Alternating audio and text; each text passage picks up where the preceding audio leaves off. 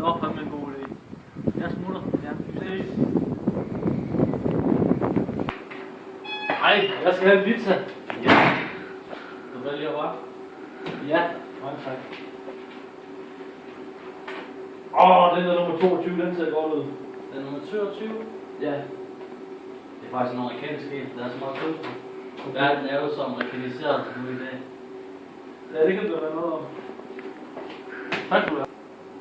Nummer 22? Mange tak. Velkommen. Den lugter godt.